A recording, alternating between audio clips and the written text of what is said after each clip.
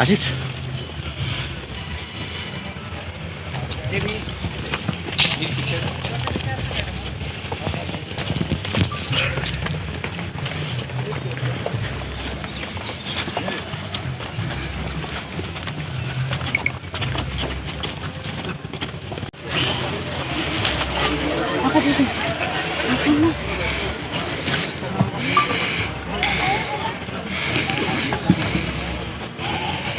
इसके पीछे है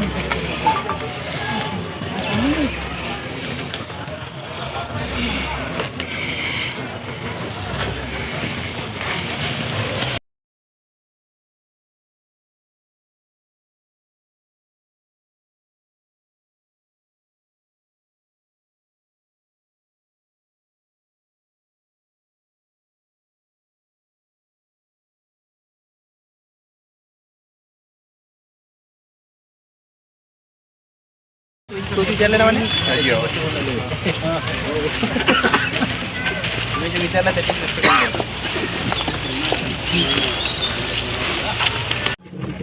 पानी में गया तो बोलो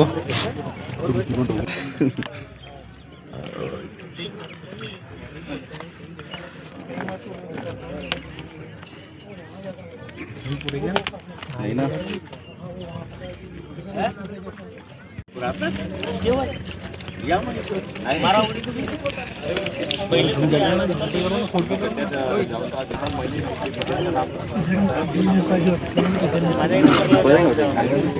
सबको फोटो निकाला बराबर सब आ जाएगी देखो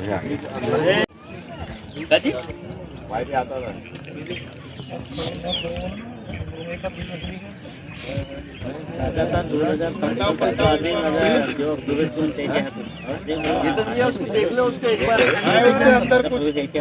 कलश में देखो कलश में दादा वाले विजय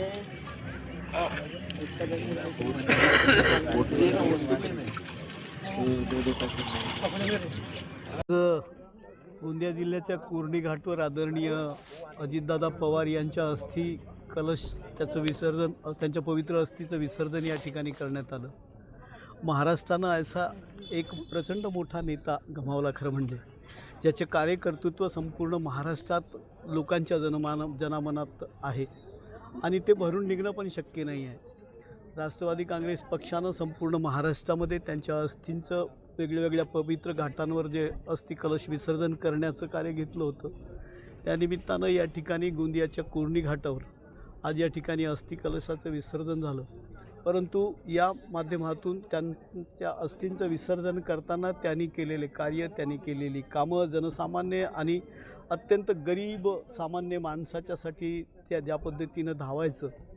तर तेच त्यांच्या या अस्थी विसर्जनाच्या निमित्तानं त्यांना भावभीनी श्रद्धांजली राहील अशा पद्धतीचे विचार या ठिकाणी सगळ्यांनी काढलेले आहेत आणि निश्चितच त्यांच्या आत्म्याला त्यांच्या कार्यातूनच त्यांना खऱ्या अर्थानं शांती मिळेल अशी सगळ्यांचे या ठिकाणी श्रद्धांजली पण झालेली आहे। महाराष्ट्राचे सर्वमान्य नेते